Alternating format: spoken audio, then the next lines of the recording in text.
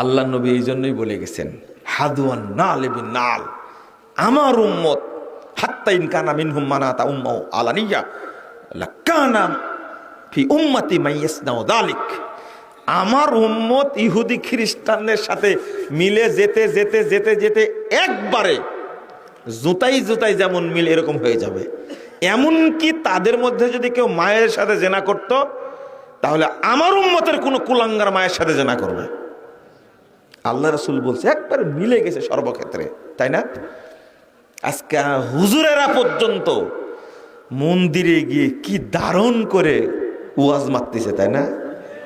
আল্লাহ রাসূলও বলে গেছেন, রাসূল সাল্লাল্লাহু আলাইহি ওয়াসাল্লাম বলছেন, লা তাকুমুস সাআহ, কিয়ামত হবে না ততদিন হাত্তা তালহাকা কবাইল মিন উম্মতি বিল মুশরিকিন, আমার উম্মতের বহু দল মুশরিকদের সাথে মিশে যাবে, তারপরে কিয়ামত হবে, তার আগে হবে না। ওয়া হাত্তা ইয়াবুদুল আওসান, মূর্তি পূজার করার পরে আমার উম্মতের বহু দল মূর্তি পূজা করবে, তারপরে কিয়ামত হবে, তার আগে না। আল্লাহ নবী বলছেন 2219 নম্বর হাদিস, আপনি যাবেন কোথায়? তিরমিজির মধ্যে এসেছে। আজকে তাই হচ্ছে না? কি সুন্দর করে মানে আমাদের হুজুরেরা মূর্তি পূজার সাথে আপোষ করছে। এদেরকে কি দিয়ে বুঝাবেন আপনি? মূর্তি পূজা যেভাবে করছে, খাম্বা পূজা যেভাবে করছে, শহীদ মিনারে পূজা যেভাবে করছে, এর হিসাব নিকাশ নাই। কিভাবে করছে? আহলে হাদিস মসজিদ ভেঙ্গে দিচ্ছ আর মন্দির পাহারা দিচ্ছ, তাই না? শয়তান সেই খুশি। তোদেরই দরকার ছিল, তাই না? তোদেরই দরকার ছিল বাংলাদেশে। আস্তাগফিরুল্লাহ, আস্তাগফিরুল্লাহ, নাউজুবিল্লাহ। মুসলিম লোক পাওয়া যাবে বাংলাদেশে খুঁজলে? এখন কোথায় পাবেন?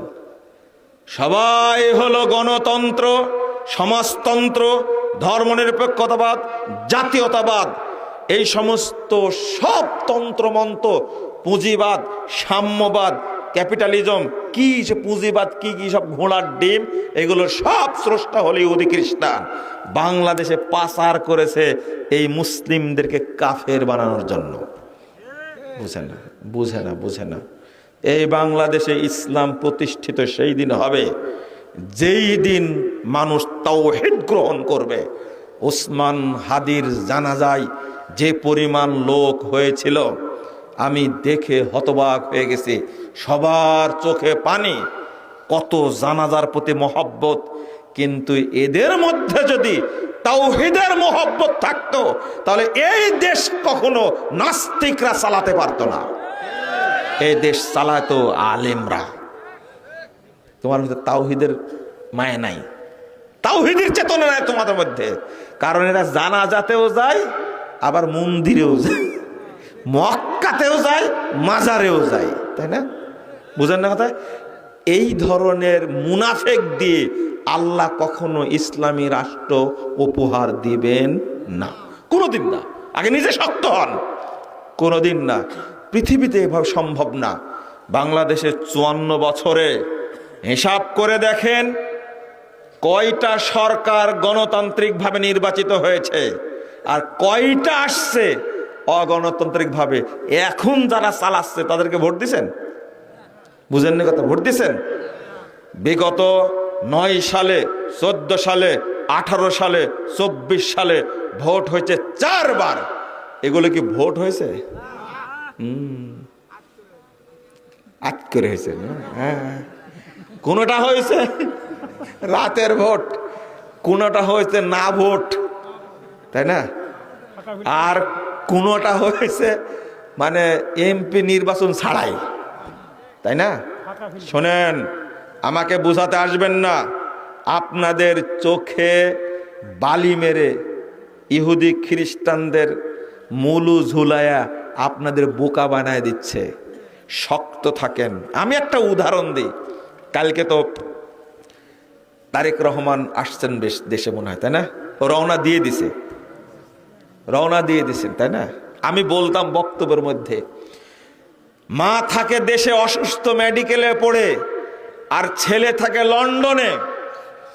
24-এর সাথে যেন নির্বাচনের আগে ঘোষণা দিল, আপনারা কেউ এই নির্বাচনে অংশগ্রহণ করবেন না।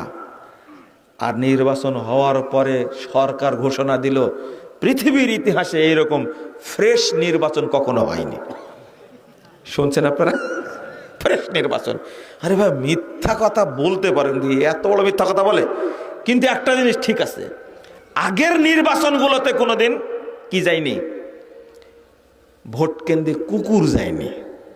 এই 24-এর নির্বাচন কিন্তু কুত্তা গেছে। এই দিক থেকে ফ্রেশ নির্বাচন হয়েছে। আমি পরে ভাবলাম, দেখে আমি গেছি কিন্তু, জানেন, আমি কিন্তু নির্বাচন কেন্দ্র দেখতে গেছি, আবার মনে করে না যে ভোট দিতে গেছি। শোনেন কি জন্য কথাটা বললাম। একজন লোক দুনিয়ার স্বার্থে বলে দিল ভোট কেন্দ্রে যাবেন না, আপনারা প্রমাণ করে দিয়েছেন ভোট কেন্দ্রে যাওয়া যাবে না। এখানে কোনো পরকালীন স্বার্থ ছিল?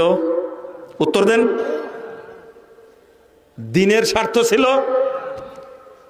তাহলে এই মানুষটার কথা শুনে আপনারা কেউ ভোট কেন্দ্রে গেলেন না, তাই না?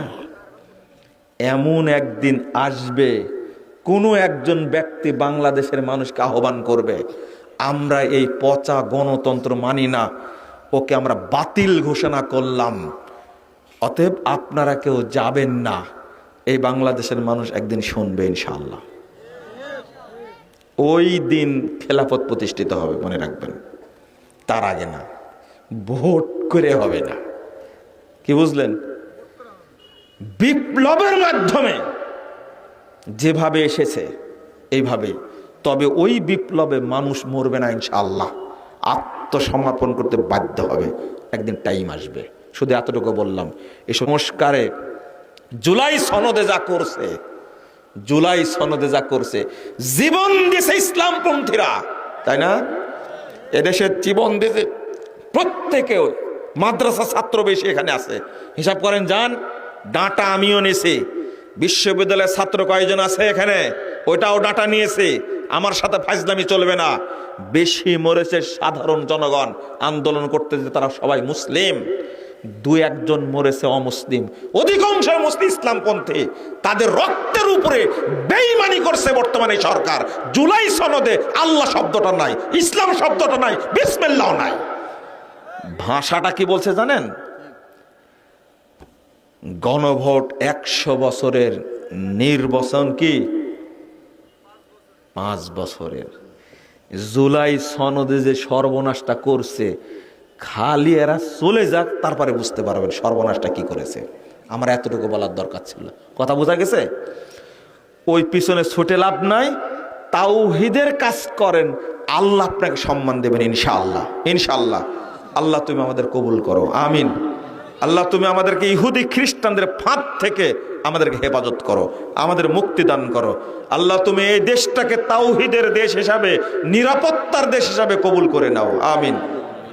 বারাকাল্লাহ ফিকুম ওয়া জাযাকুমুল্লাহ খায়রান।